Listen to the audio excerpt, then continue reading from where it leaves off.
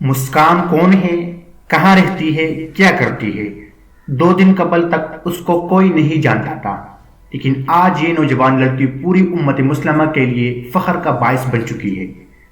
امت کی اس بیٹی کا تعلق نفرت اور ظلم کا نشان بننے والے آج کے مودی کے بھارت کی ریاست کرناٹک سے ہے،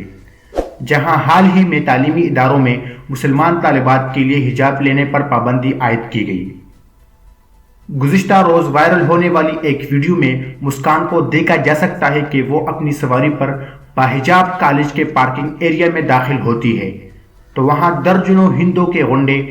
زعفرانی جھنڈے اٹھائے پہلے ہی حجاب کے خلاف احتجاج کر رہے تھے۔ مسکان کو برقع میں آتے دیکھ کر وہ سب نعرے لگاتے، اس نہتی مسلمان طالبہ کی طرف دوڑے اور اس کو ہراساں کرنے لگے، لیکن آفرین ہے اسلام کی اس بیٹی پر جس نے بغیر گھبرائے اور ڈرے کمال جرت کے ساتھ ان سب غنڈوں کے نعروں کے جواب میں اللہ اکبر کے نعرے ایسے بلند کیے کہ وہ سب دنگ رہ گئے۔ کمال بہادری کے ساتھ نعرے تکبیر لگاتے ہوئے یہ باپردہ اسلام کی بہادر بیٹی بڑے آرام سے کالج میں داخل ہو گئی۔ اس بچی کی بہادری اور اسلام پسندی نے چند گھنٹوں میں پوری دنیا کو حیران کر دیا اور دنیا بھر کے مسلمان خصوصی طور پر اس پر بہت خوش ہوئے۔ بھارت میں مسلمانوں کے ساتھ ہمیشہ سے امتیازی سلوک ہوتا رہا ہے، لیکن مودی کے آنے کے بعد ہندو مائنڈ سیٹ وہاں بہت زیادہ پھیل گیا، جس کی وجہ سے بھارت میں رہنے والی اقلیتوں کے لیے عمومی طور پر اور مسلمانوں کے لیے خصوصی طور پر زندگی اجیرن بنا دی گئی۔ آئے روز وہاں کسی ایک بہانے یا کسی دوسرے بہانے مسلمانوں کا قتل عام کیا جاتا ہے۔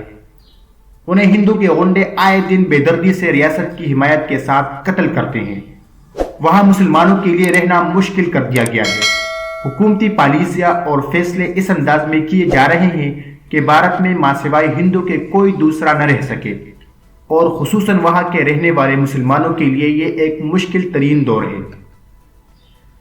سیکولر انڈیا کا چہرہ بے نقاب ہو چکا،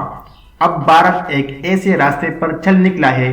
جہاں شدید خطرہ ہے کہ وہاں گجرات کی مسلمانوں کے قتل عام کی تاریخ دہرائی جا سکتی ہے۔ حالات ایسے پیدا ہو رہے ہیں کہ مسلمانوں کے خلاف نفرت کو ریاستی لیول پر ابھارا جا رہا ہے۔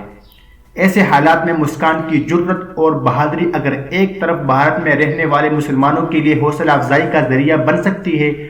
تو وہیں یہ واقعہ اسلامی دنیا کے بے حس حکمرانوں کے سوئے ہوئے ضمیر کو جھنجھوڑنے کا باعث بن سکتی ہے۔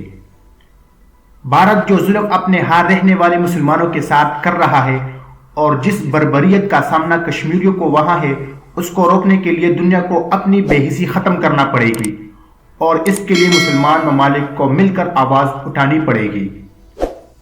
اگر مسکان کو دیکھ کر بھی مسلمان ممالک حکمرانوں کو شرم نہ آئی اور ان کے سوئے ہوئے ضمیر نہ جاگے تو پھر وہ کس بات کا انتظار کر رہے ہیں؟ یہ وارننگز تو پہلے سے ہی دی جا رہی ہے کہ بھارت تیزی سے ایسے حالات کی طرف بڑھ رہا ہے جہاں مسلمانوں کا بڑی سطح پر خون خرابہ ہو سکتا ہے۔ ان حالات کو دیکھ کر اگر ایک طرف ہم پاکستانیوں کو اپنے رب کا لاکھ لاکھ شکر ادا کرنا چاہیے کہ ہمیں ایک آزاد ملک نصیب ہوا، تو دوسری طرف بھارت میں رہنے والے مسلمانوں کے ساتھ روا رکھے گئے سلوک اور ان کی حالت زار دیکھ کر دل خون کے آنسو روتا ہے۔ میری دعا ہے کہ مسکان کی بہادری اور جرت سے بھارت میں رہنے والے مسلمان رہنمائی حاصل کریں گے اور اپنے خلاف بڑھتی ہوئی ناانصافیوں اور مظالم کے خلاف یک زبان ہو کر آواز بلند کریں گے۔ پاکستانی عوام کی طرف سے مسکان کی جرت کو بہت سراہا گیا، لیکن مجھے حیرانی ہے کہ ابھی تک وہ بڑے بڑے سیاستدان جو بھارتی گلوکار لتا منگیشکر کی موت پر بہت افسردہ تھے